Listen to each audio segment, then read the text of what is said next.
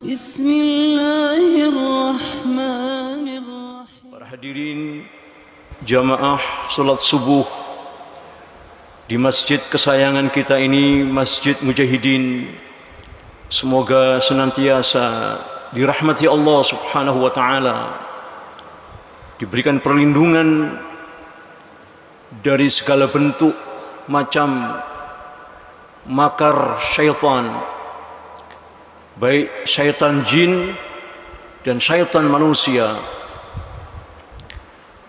Mudah-mudahan pertemuan kita kali ini dan pertemuan-pertemuan kita sebelumnya senantiasa kita hadir di dalam majelis ilmu di Masjid Mujahidin ini. Semoga senantiasa Allah berikan hidayah atas ilmu yang kita pelajari dan kita amalkan, dan diberikan kekuatan oleh Allah Subhanahu wa taala untuk menanggung beban dari akibat ilmu yang kita dapatkan dan amal yang kita lakukan dari ilmu tersebut. Karena konsekuensi dari setiap pengetahuan dan amal perbuatan selalu ada, baik yang positif maupun yang negatif. Maka mudah-mudahan akibat yang kita dapatkan dari ilmu yang kita amalkan ini adalah akibat yang terbaik dan terindah di sisi Allah Subhanahu wa taala, walaupun manusia tidak menyukainya. Ikhwani fi din, akhwatal iman, rahimani wa rahimakumullah. Pada pertemuan yang lalu dikisahkan pada perang Tabuk, saat ketika Rasulullah sallallahu alaihi wasallam memobilisir kekuatan kaum muslimin, maka terkumpullah pasukan mujahidin dari sahabat-sahabat Rasulullah sallallahu alaihi wasallam, dan di antara mereka ada yang kemudian mendapatkan ketetapan untuk tidak ikut berperang karena Rasulullah tidak memiliki kendaraan yang mencukupi untuk mengangkut para mujahidin, para sahabat yang ingin berjihad fi sabilillah. Ikhwan fillah, akhwatal iman, rahimani rahimakumullah. Mereka ini orang-orang yang dikatakan oleh Allah Subhanahu wa taala adalah orang-orang yang jujur, karena walaupun mereka tidak memiliki infak untuk fi sabilillah, tidak punya infak fi sabilillah, tetapi mereka nekat untuk ikut berangkat apapun resikonya. Sementara Rasulullah sallallahu alaihi wasallam tidak mendapatkan atau tidak menemukan kendaraan yang kosong.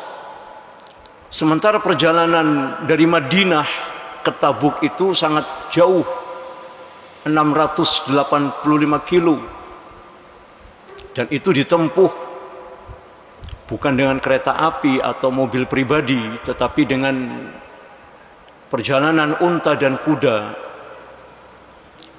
Maka Rasulullah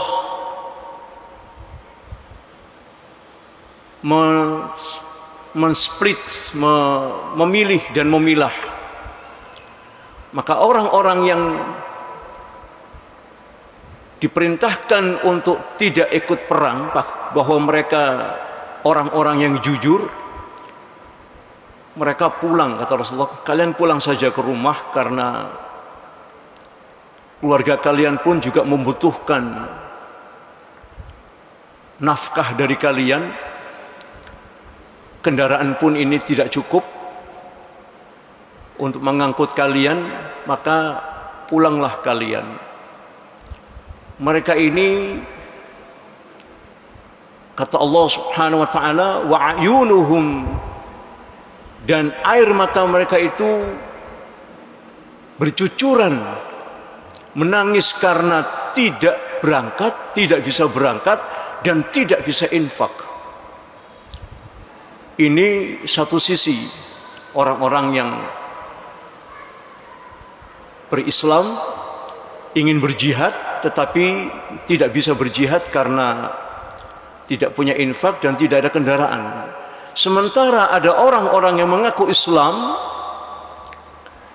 yang mereka ini justru bersembunyi, ya, menghindar dari Rasulullah SAW karena tidak mau berjihad, karena ketakutan. Maka ketika itu Rasulullah SAW belum mengetahui bahwa ada orang yang tidak mau berangkat perang, tidak mau berangkat berjihad fi sabilillah. Rasulullah SAW adalah orang yang sangat santun, sangat penuh dengan kasih sayang, sehingga tidak ada rasa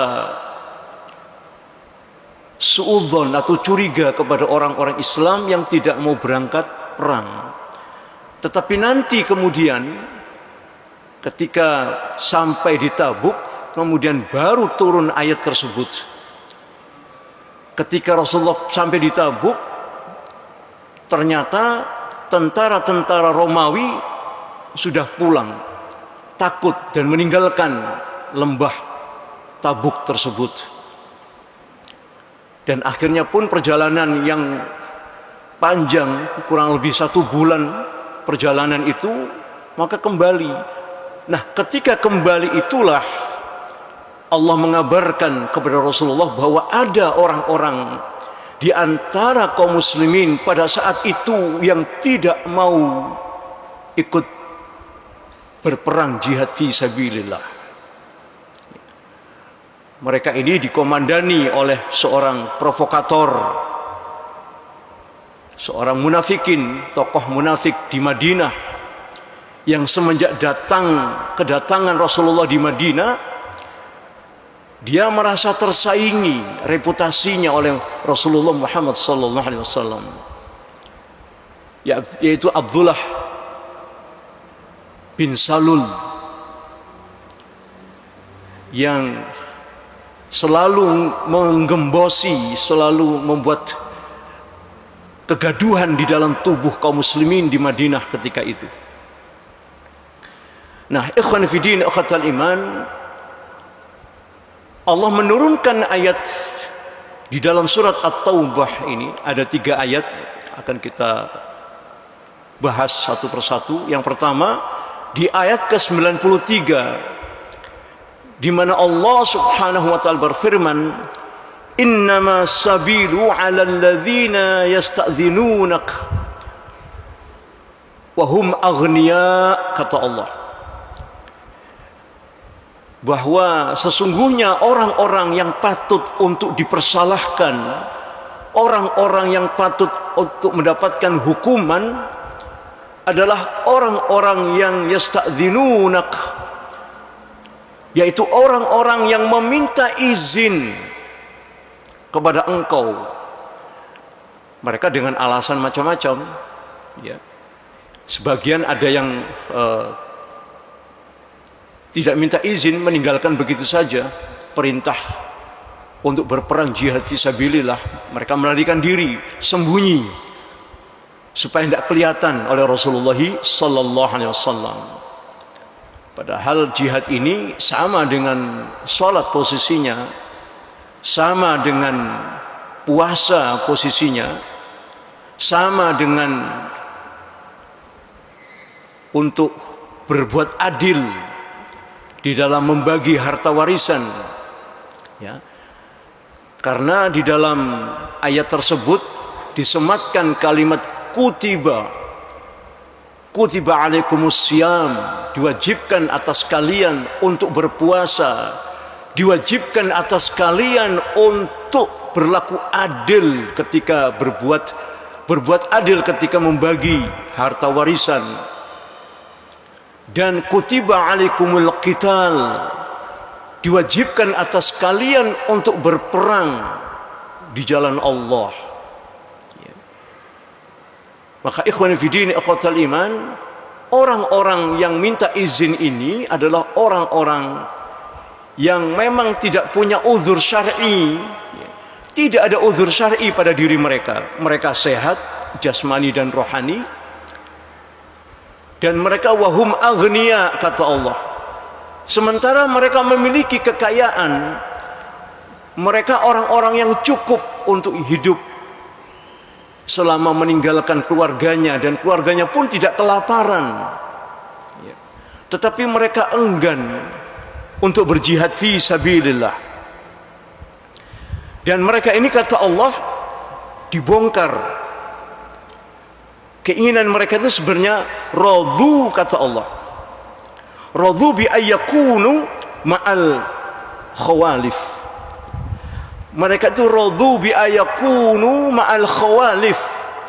Mereka itu senang berkumpul dengan orang-orang yang tidak berjihad, berkumpul dengan para wanita, karena wanita tidak diwajibkan untuk berjihad, bergerombol, berkumpul dengan orang-orang yang ada uzur syar'i, orang-orang yang sakit.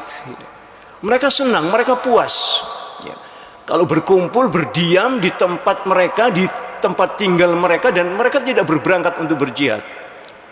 Kata Allah, radhu, mereka ada rasa kepuasan untuk berkumpul dengan orang-orang yang tidak berjihad, para wanita, orang-orang yang sakit. Kata Allah Subhanahu wa taala demikian. Wa taba'allahu ala qulubihim. Maka kemudian Allah akan mengunci mati hati mereka. Wa taba'allahu ala qulubihim. Allah mengunci hati mereka karena mereka menolak untuk berjihad, tidak mau berangkat, baik terang-terangan dengan minta izin dan sembunyi-sembunyi. Kata Allah, taba'allahu ala qulubihim, dikunci mati hatinya oleh Allah Subhanahu wa taala karena satu persoalan saja, tidak mau berjihad. Mereka sholat,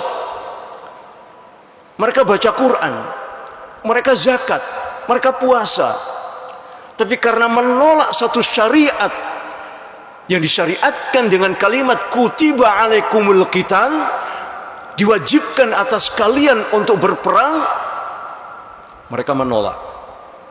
Mereka tidak mau. Nah, ketika mereka menolak, tidak mau berjihad dengan terang-terangan, dengan minta izin atau melarikan diri dengan sembunyi-sembunyi, Allah kunci mati hati mereka. Taba'allahu ala qulubihim, dikunci mati hatinya oleh Allah Subhanahu wa taala. Kemudian Allah katakan, fahum la ya'lamun, maka mereka tidak tahu akibat dari dikunci mati hati mereka karena mereka tidak mau berjihad. Akibatnya dikunci mati hatinya oleh Allah Subhanahu wa taala, dan mereka tidak diakui oleh Allah sebagai orang beriman, bahkan tidak diakui sebagai orang Islam. Para jamaah sekalian, di ayat yang lain di dalam surat Muhammad ayat ke-38, Allah berfirman, a'udzu billahi minasyaitonir rajim, ha antum ula tud'auna litunfiqu fi sabilillah faminkum man yabkhal wa man yabkhal fa innama yabkhal an nafsih. Allah berfirman, ha antum haula, kalianlah orang-orang yang dimaksudkan adalah orang-orang Islam, orang-orang yang sudah menegakkan sholat, membuat dinding yang indah dengan sodakoh, infak, puasa dan zakat, membuat bangunan Islam ini menjadi indah, tetapi tidak mau berjihad, itu maknanya bangunan itu tidak akan mendapatkan naungan, yaitu atapnya tidak ada. Ya. Karena bangunan Islam itu, kata Rasulullah SAW, Ra'sul Amr al-Islam wa amuduhu as-salah wa dharwitun manamihi al-jihad fi sabilillah wa dhirwatun manamihi al-jihad fi sabilillah. Dan atap, tiang atap daripada bangunan tersebut, untuk menutupi bangunan itu ada atapnya, itu namanya bangunan yang utuh, yaitu al-jihad fi sabilillah. Dan jihad fi sabilillah ini adalah atap yang melindungi dari seluruh urusan kaum muslimin kembali kepada Rasul Islam, yaitu dengan pondasinya kalimat la ilaha illallah. Maka dengan pondasi yang kuat, maka tiang itu menjadi amudi, menjadi penegak jihad fi sabilillah. Untuk apa tiang yang megah tetapi tidak ada atapnya? Dan tiang macam apa kalau tiang itu tidak mau berjihad fisabilillah? Tiang Jawa napa tiang Eropa napa tiang napa iki? Apa tiang orang genah? Tiang apa, model apa? Tiang itu harus menjadi kokoh karena dia akan menutup atap jihad fisabilillah. Untuk apa sholat? Dengan belajar sallu kama ra'aitumuni usolli, tetapi tidak mau belajar tentang jihad dan bahkan menolak jihad. Untuk apa sholat itu? Untuk apa menegakkan tiang kalau tidak ada atapnya? Bangunan apa itu namanya? Bangunan seperti apa yang diinginkan? Kalau atap itu tidak ada, kalau jihad itu tidak ada, maka dapat kita lihat kemudian akibat yang terjadi. Allah berfirman tadi di dalam surat Muhammad, kalian ini, kata Allah, haula itu da'auna litunfiqu sabilillah. Kalian adalah orang-orang yang pantas untuk berinfak fisabilillah. Karena kalian telah menegakkan sholat, kalian telah menjadi tiang daripada Islam, menjadi amudi, menjadi penegak bangunan Islam untuk menopang atap yang kokoh, tiang yang kokoh akan equal, akan sejajar, sama kekuatannya nanti dengan atap yang akan menutupi bangunan tersebut. Itu konstruksi yang sangat ideal. Dasar akidahnya kuat, pondasinya kuat, tiangnya kuat, atapnya pun kokoh dan mengagumkan, karena bangunan itu menjadi satu keseluruhan dan itu tidak terpisahkan, semua terkolerasi, terkoneksi satu dengan yang lain. Maka Allah Subhanahu wa taala berfirman di dalam surat As-Saff bahwa jihad fi sabilillah itu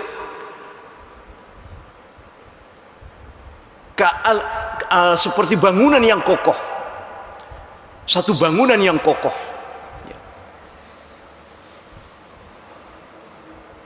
Kalian adalah orang yang diperintahkan untuk infak fisabilillah dalam rangka untuk membangun satu bangunan yang kokoh, yang bangunan itu satu sama lain saling terkoneksi, saling terikat.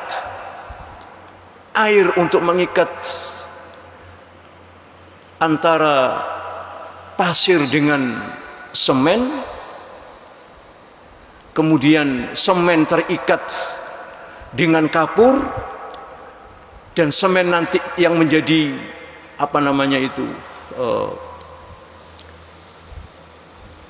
campuran yang sudah tercampur secara menyatu, kemudian dimolen, diolah sedemikian rupa menjadi luluh, kata orang Jawa, ya, untuk menempelkan temboknya, yaitu bata dan seluruh apa yang nanti menempel itu.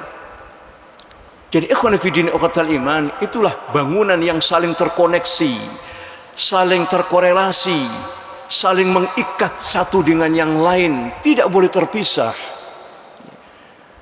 Jadi antara orang-orang yang sholat, walaupun dia tidak bisa berjihad karena ada alasan syar'i, tidak punya infak, dan tidak bisa berangkat karena sakit dan sebagainya, Abdullah bin Umi Maktum itu ngotot berangkat perang, padahal dia seorang yang buta. Dia mendapatkan rukhsah dari Rasulullah. Ya Abdullah bin Umi Maktum, antum tinggal saja, antum ini tidak bisa berbuat apa-apa, antum ini buta para jamaah sekalian, tapi mau dia berangkat. Kenapa? Karena dia merasa bahwa dirinya bisa berjalan. Ketika dia bertanya kepada Rasulullah, "Ya Rasulullah, saya ini buta, saya kalau jalan ke masjid, kaki saya nanti terantuk oleh batu." Kata Rasulullah, "Ya boleh, antum tidak sholat di masjid, silakan." Begitu Abdullah bin Umi Maktum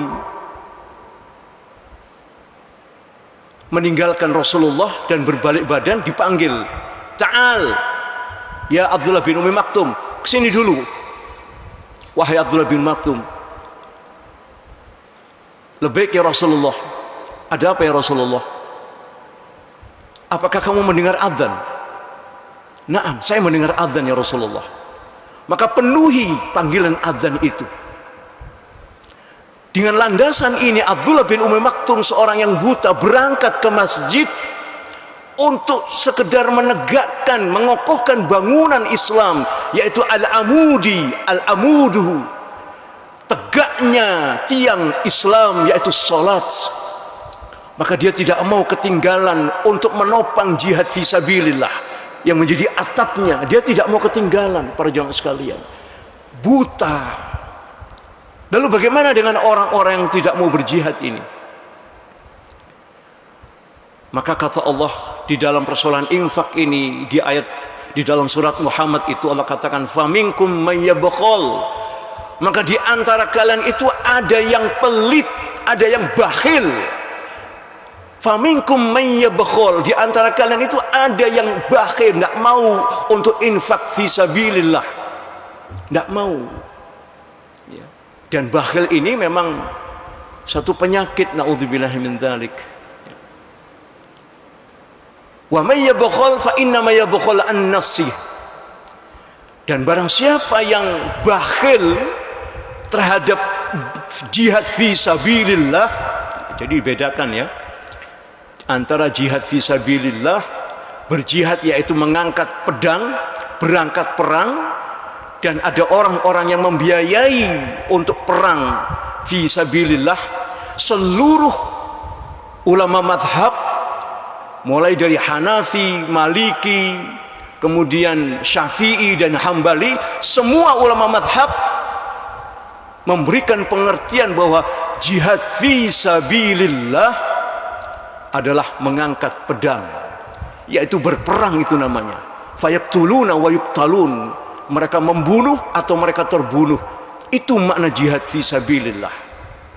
Ada makna bahasa memang, yaitu bersungguh-sungguh ya.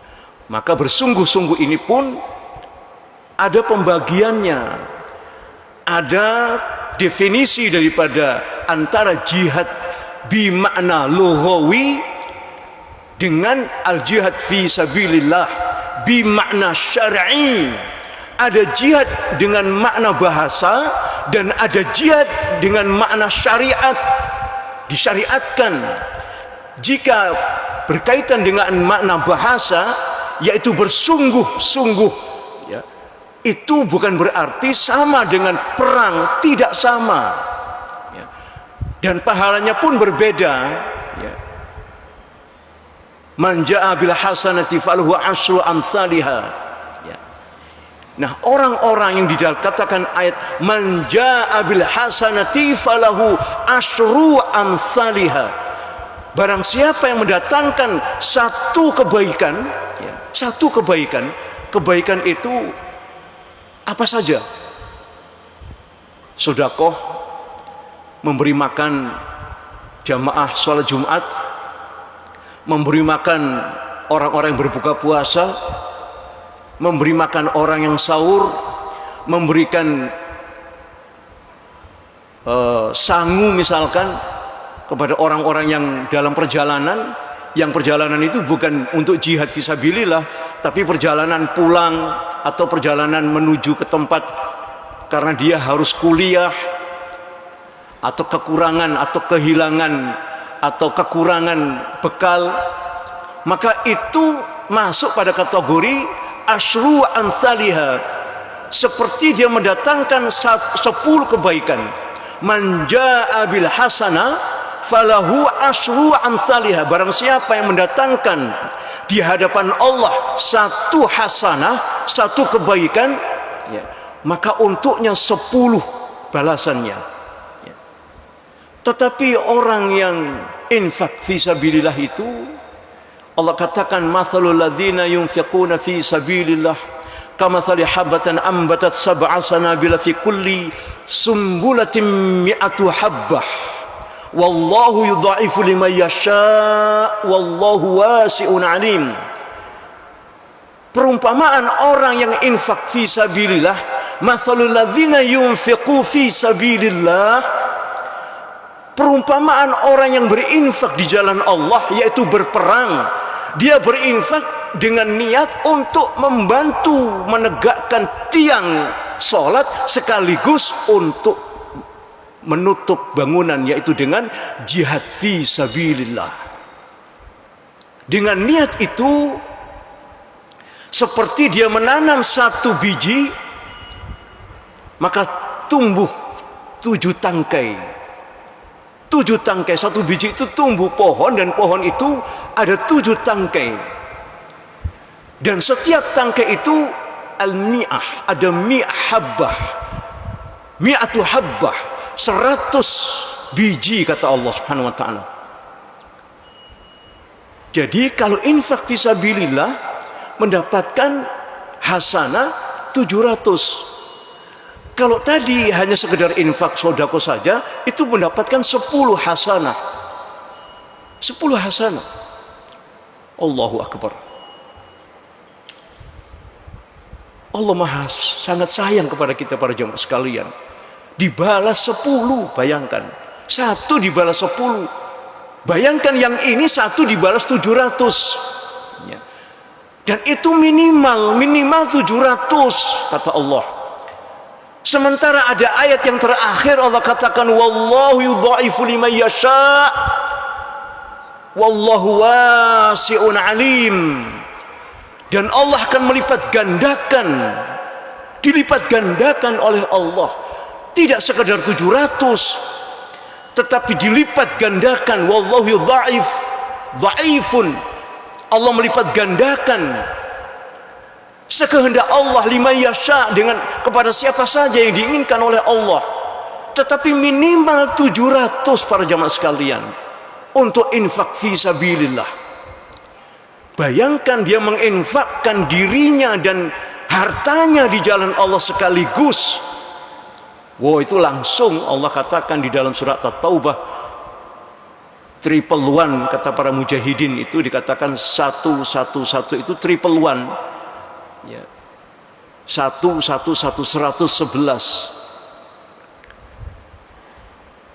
Allah berfirman, innallaha ashtara minal mu'minina anfusahum wa amwalahum bi anna lahumul jannah yuqatiluna fi sabilillahi fayaqtuluna wa yuqtalun wa'dan 'alaihi haqq haqqan fit Taurati wal Injil wal Quran.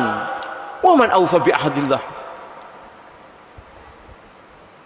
Ikhwan fi din ukhtal iman rahiman rahimakumullah.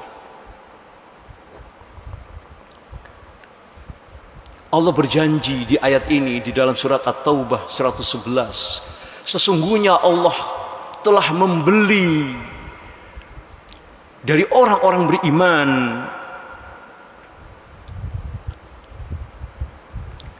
diri mereka dan harta mereka dibeli oleh Allah. Bi anna lahumul jannah, digantikan oleh Allah dengan surga. Bukan sekedar 700 para jamaah sekalian, berlipat-lipat. Di akhir pahala itu adalah surga dan ridha Allah subhanahu wa ta'ala. Dan itu yang kita cita-citakan dalam hidup di dunia ini, tidak ada lain. Tetapi untuk menggapai cita-cita mendapatkan surga dan ridha Allah itu tidak main-main para jamaah sekalian. Modal yang kita punya satu-satunya ini, yaitu jiwa kita. Jika kita berazam, berniat yang kuat untuk menginfakkan diri kita di jalan Allah, maka itulah ridha Allah dan surga yang akan kita dapatkan. Sebagaimana para sahabat yang menangis karena tidak berinfak dan tidak bisa berjihad fi sabilillah. Ikhwan fidin ukhtal iman rahiman rahimakumullah. Nah, orang-orang yang tidak mau infak fisabilillah, Allah tegaskan, wallahul ghani wa antumul fuqara, kata Allah. Ketahuilah bahwa Allah itu maha kaya. Jangan takut miskin. Asy-syaitanu ya'idzukumul faqra wa ya'muruna bil fahsya. Itu memang sifat syaitan, kata Allah. Syaitan itu selalu menakut-nakuti kamu dengan kemiskinan. Besok makan apa? Bagaimana sekolah anak saya? Bagaimananya panjang sekali urusan dunia ini. Na'udzubillah min dzalik. Dan setan itu selalu membuat ketakutan. Ya'izumul fuqara, selalu membuat ketakutan, was-was, takut miskin, takut fakir. Na'udzubillah min dzalik. Maka Allah tegaskan, wallahul ghani wa antumul fuqara. Allah tegaskan bahwa Allah itu maha kaya dan kalian adalah orang-orang yang sangat membutuhkan kekayaan dari Allah subhanahu wa ta'ala. Maka orang-orang yang kemudian, kata Allah, ketika pulang dari perang Tabuk, di ayat 94 dan 95 ini dari surat At-Taubah, Allah berfirman, a'udzubillahi minasyaitonir rajim, ya'taziruna ilaihim idza raja'tum ilaihim, ya'taziruna ilaikum idza raja'tum ilaihim. Mereka ini akan membuat argumentasi, membuat alasan-alasan kepadamu Muhammad, idza raja'tum ilaihim. Saat engkau sampai nanti di Madinah, mereka akan membuat alasan-alasan. Lalu Allah perintahkan, kul, katakan Muhammad, la ta'taziru lan nu'mina lakum. Kata Allah Subhanahu wa ta'ala memerintahkan kepada Nabi kita Muhammad sallallahu alaihi wasallam, la ta'taziru, ojo kakek alasan, jangan banyak alasan. Wis jarerek Surabaya, ojo kakek cangkem, nek aku enggak gelem jihad enggak usah banyak alasan, cukup, kata Allah. Lalu Allah katakan, lan nu'mina lakum, katakan kepada mereka, aku tidak percaya lagi kepada kalian, kata Allah, kata Rasulullah. Itu perintah Allah subhanahu wa ta'ala kepada Rasulullah. Padahal Rasulullah tidak berniat untuk mengatakan ini. Jangan banyak alasan, dan aku tidak percaya lagi kepada kalian. Sekali mereka menolak jihad, Allah dan Rasulnya tidak percaya kepada mereka. Beribu alasan apapun yang mereka kemukakan kepada Rasulullah, itu hakikatnya mereka beralasan kepada Allah subhanahu wa ta'ala. Tetapi Allah katakan kepada Rasulullah lewat Rasulnya yang mulia, Qul la ta'taziru, katakan kepada mereka Muhammad, ojo kakan alasan, jangan banyak alasan kalian kalau tidak mau jihad. Jangan karena alasan tidak bersama ulil amri, sekarang belum waktunya jihad, darah sudah tertumpah, masih beralasan ikut ulil amri, sementara ulil amrinya sudah batal Islamnya, sudah murtad. Kapan ulil amri ini akan mengumandangkan jihad? Kapan kita berjihad? Mereka yang merdeka, kita yang berkorban darah dan nyawa, mereka yang menikmati hasil daripada kemerdekaan itu, dan kita tidak merdeka. Itu menjadi catatan kita. Kita belum merdeka, tetapi kita umat Islam yang paling banyak membayar dari kemerdekaan yang dinikmati oleh orang-orang kafir dan orang-orang munafik hari ini. Umat Islam yang membayar darah dan nyawa yang terbanyak di negeri ini. Maka jangan banyak alasan. La ta'tadziru, jangan banyak alasan. Jangan banyak alasan karena kalian hafal Quran, jangan itu jadikan alasan. Lan nu'minu lak, kata Allah, aku tidak percaya lagi kepada kalian. 1001 alasan apapun argumentasi yang kalian kemukakan, mereka mengemukakan alasan-alasan. Mereka berargumentasi, menguraikan alasan-alasan, tetapi sudah mengamankan kesimpulan. Ini naif sekali. Kesimpulannya apa?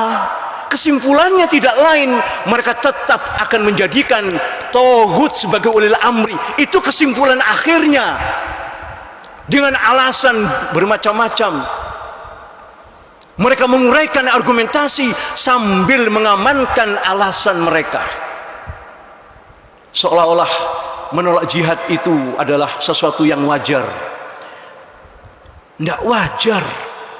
Akibatnya, kalau kita teruskan di dalam surat Muhammad, wa in tatawallaw, di dalam surat Muhammad 38 tadi itu, wa in tatawallaw, jika kalian menolak untuk berinfak fi sabilillah, yastabdil qauman ghairukum tsumma yakuna amsalakum. Kalau kalian banyak alasan untuk menolak jihad, wa in tatawallaw yastabdil qauman ghairukum, kalian akan diganti oleh Allah dengan kaum yang lain. Allah tidak butuh hafalan kalian, Allah tidak butuh suara merdu kalian, tidak butuh. Allah tidak butuh salat kalian, tidak butuh Allah, karena kalian telah diganti oleh Allah. Yastabdil qauman ghairukum tsumma yakunu amsalakum, dan orang yang mengganti kalian itu tidak seperti kalian yang berdusta kepada Allah dan Rasulnya.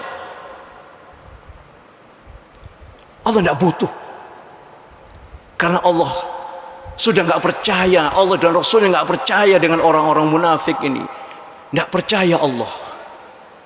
Itu akibatnya kalau mereka minta izin untuk tidak berjihad, Allah katakan fahum la ya'lamun, maka mereka tidak tahu akibat daripada menolak jihad. Itu ada akibatnya. Tidak bisa jihad fisabilillah itu lalu digantikan dengan hafalan Quran misalkan 30 juz, misalkan 31 juz, tidak mungkin. Jihad digantikan dengan alasan sholat tahajud, sholat sunnah, duha dan sebagainya, nggak bisa. Jangan banyak alasan, kata Allah. Ojo kakean cangkem, begitu. Ikhwan fillah wa qatal iman, inilah yang merusak bangunan Islam.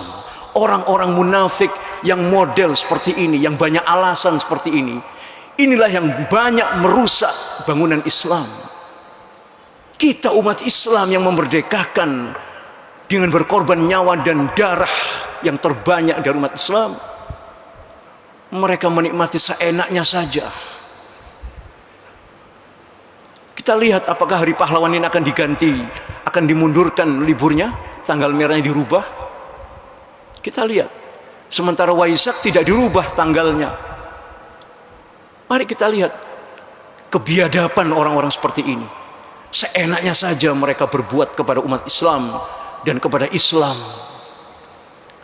Ini hanya bisa dilakukan oleh orang-orang fasis dan orang-orang komunis dan orang-orang Syiah.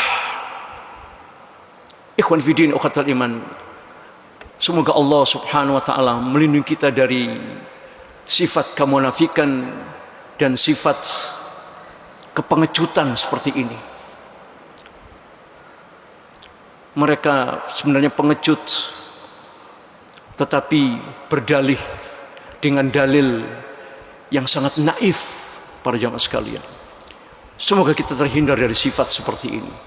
Dan semoga Allah subhanahu wa ta'ala mengokohkan iman, tauhid, akidah dengan amalan-amalan yang kita lakukan, walaupun amal itu sedikit, dengan ilmu yang terbatas, ya. Tetapi yang kita inginkan adalah surga dan ridha Allah subhanahu wa ta'ala. Semoga Allah subhanahu wa ta'ala senantiasa membimbing kita dengan hidayahnya, dan semoga Allah subhanahu wa ta'ala memenangkan kaum muslimin yang hari ini mereka berada di garis-garis terdepan, wabil khusus mereka yang berada di daulah Islamiyah. Di setiap penjuru dunia ini mereka tersebar, dan mereka berjuang bukan untuk negeri mereka sendiri, bukan atas nasionalisme, bukan atas satu wilayah, tidak. Mereka berjuang untuk menyatukan umat Islam agar nantinya Al-Imam Al-Mahdi datang akan membaiat mereka. Fa insyaallah kita semua di dalamnya akan dibaiat oleh Al-Imam Al-Mahdi yang sebentar lagi fa insyaallah akan hadir di tengah-tengah kita dan generasi kita yang akan datang. Tetapi manakala kita melakukan kenaifan, itu sama artinya kita menghina akidah dan tauhid generasi milenial kita. Kita tinggalkan kecacatan akidah. Apakah itu yang kita inginkan? Kita tinggalkan warisan, yaitu cacatnya akidah terhadap generasi milenial kita nanti. Na'udzubillahi min dzalik. Aqulu qouli hadza astaghfirullah wa lakum.